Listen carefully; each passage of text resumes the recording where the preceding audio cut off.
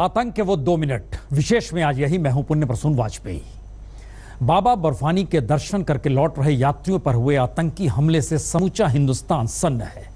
अनंतनाग के पास एक मोड़ पर जैसे ही बस मुड़ी, आतंकवादियों ने 3 तरफ से हमला बोल दिया। बस 2 मिनट में आतंकवादियों ने 7 श्रद्धालुओं की जान ले ली। जो बचे और घायल हुए उनकी जुबानी हम आपको सुनाते हैं। आतंक की वो खौफनाक कहानी क्या कहती है।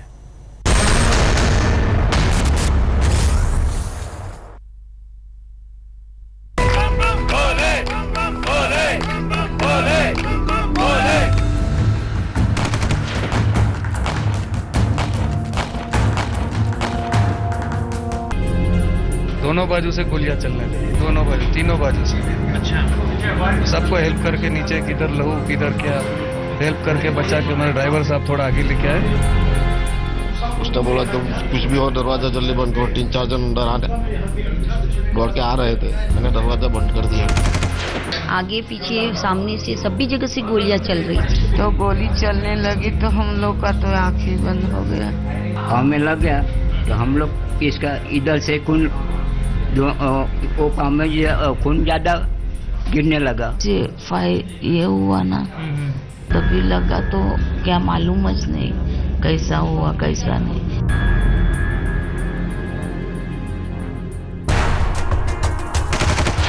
ये वो लोग हैं जिन्होंने देखा कि कैसे आस्था पर आतंक की गोलियां चलती हैं। ये वो गवाह हैं जो अपनों को भक्ति की कहानी सुनाते, लेकिन इन्हें आतंक की वो दास्तां सुनानी पड़ रही है जिसे इन्होंने अपनी आंखों से देखा और अपनों पर झेला। जम्बू से हम लोग यात्रा करके आ रहे थे, पंचर गिरा, पंचर कर बना के हम लोग निकले 30-40 किलोमीटर। वहाँ मैं कंडक्टर की नौकरी करता हूँ सर, और मेरे सेट के लड़के डबाडब चालू हो गया गोलीबारी। आप गाड़ी के कंडक्टर हैं? हाँ। आगे पीछे सामने से सभी जगह से गोलियां चल रही थी। तो गिनने को कौन बैठेगा, कोई गिर गया, कोई बूमा बूम करने लगे जोर जोर से। कहाँ गिनेगी, एक साथ में ही फटाके फोड़ने लगे थे। पाकिस्तान में बैठे लश्कर ए तैयबा के आतंकी सरगना हाफिज सईद के गुर्गों ने जो कुछ किया उससे देश के हर नागरिक का खून खौल रहा है। जम्मू और कश्मीर के अनंतनाग में आतंकियों ने जिस तरह से अमरनाथ यात्रियों पर हमला बोला वो दिल दहलाने वाला है। अमरनाथ यात्रा से लौट रहे श्रद्धालुओं की बस पर 3 से 5 आतंकियों ने ताबड़तोड़ गोलियां बरसाईं, जिसमें 7 श्रद्धालुओं की मौत हो गई और भोले बाबा के 19 भक्त घायल हो गए।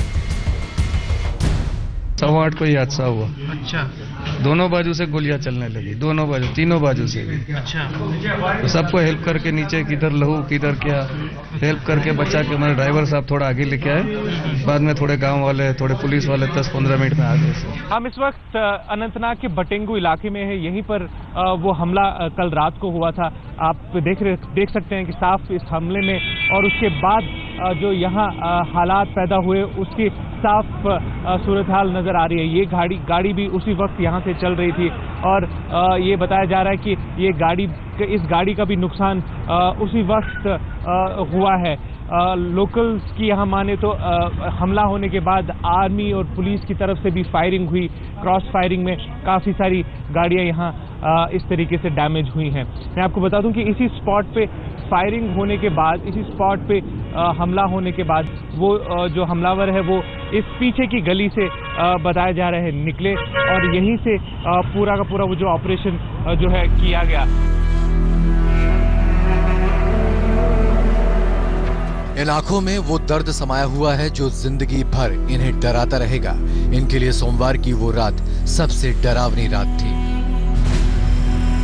अनंतनाग में शुजाउल हक के साथ आज तक ब्यूरो।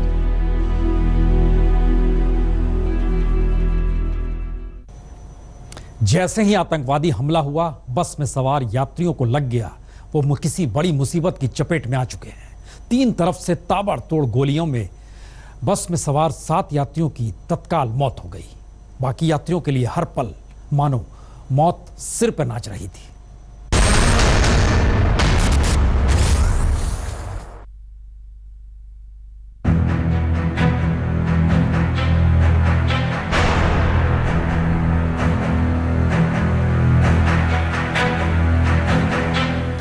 किसी के हाथ में गोली लगी है, किसी के सिर में छर्रा लगा है, किसी के चेहरे को आतंकवादियों की गोलियां छूकर निकली हैं, तो किसी की टांग में लगी आतंक की गोली ने उसे घायल कर दिया।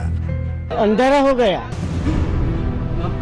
इनका दर्द ऐसा है कि जम्मू और कश्मीर की मुख्यमंत्री महबूबा मुफ्ती भी अपने आंसुओं को रोक नहीं पाई। इन आंखों में दर्द भी है और आतंक की दहशत भी, लेकिन किस्मत अच्छी थी कि जान बच गई। आज तक ब्यूरो। अगर कोई आतंकवादी बस पर चढ़ गया होता तो जरा कल्पना कीजिए होता क्या। यकीनन सोच के रूह कांप जाती है। एक आतंकवादी उस बस में चढ़ना भी चाहता था, लेकिन बस के कंडक्टर ने दिलेरी दिखाई और उसको धक्का देकर दरवाजा बंद कर लिया। और गोलियों के बीच हिम्मत और सूझबूझ ड्राइवर ने दिखाई, जिसने बस को बेहिसाब तरीके से दौड़ाया और आतंकी हमला बहुत बड़ा हो सकता था उसे टाल भी दिया।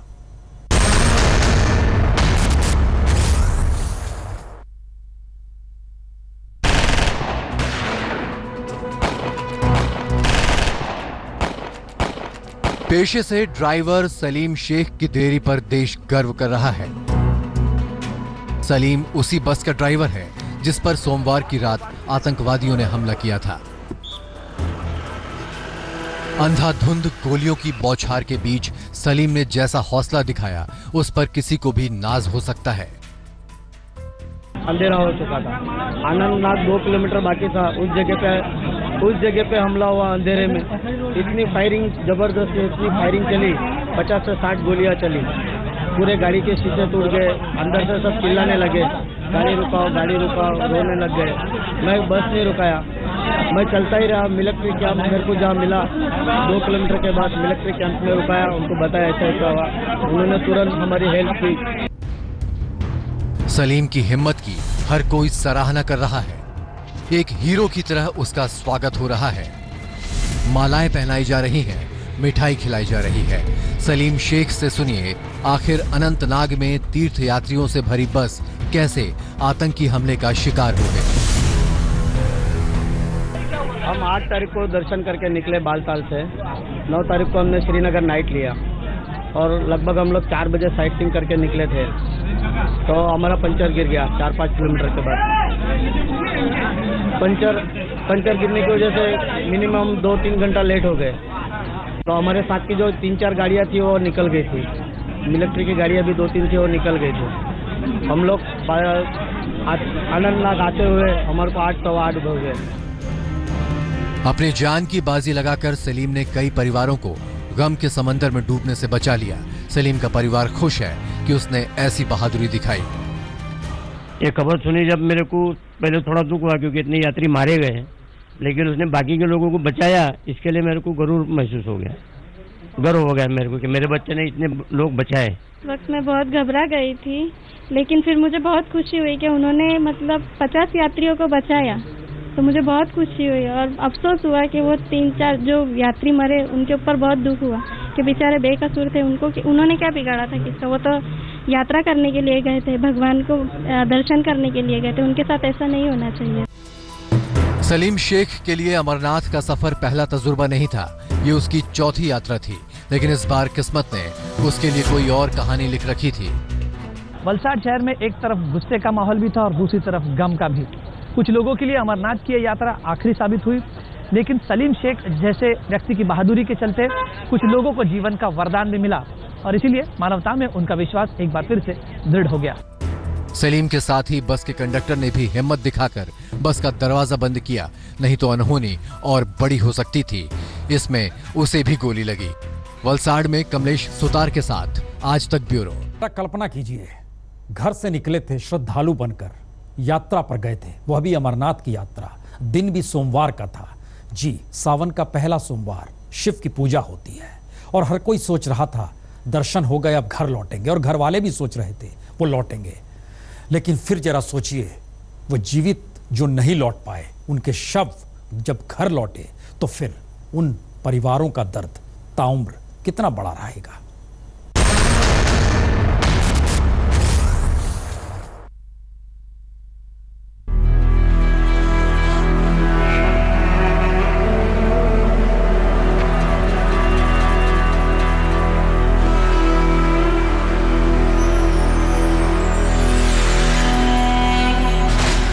गुजरात के दमन में रहने वाले रतिलाल पटेल की यादें बस तस्वीरों में बची हैं। 51 साल के रतिलाल अपनी पत्नी हंसा पटेल के साथ अमरनाथ यात्रा पर गए थे।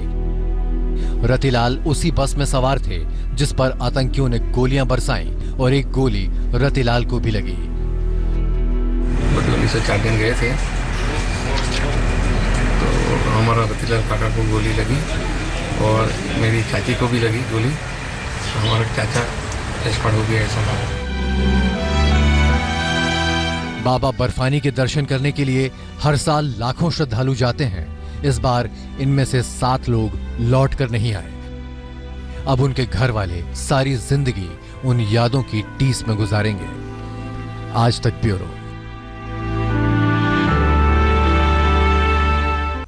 जख्म है, घाव है, सिर्फ आतंक के 2 मिनट के साथ, और उस घाव के साथ कहीं ना कहीं एक यह भी ख्वाहिश है, जन्नत इस तरीके से लहूलुहान क्यों हो रही है। फिलहाल इतना ही, छोटा सा ब्रेक के बाद कुछ और खबरें।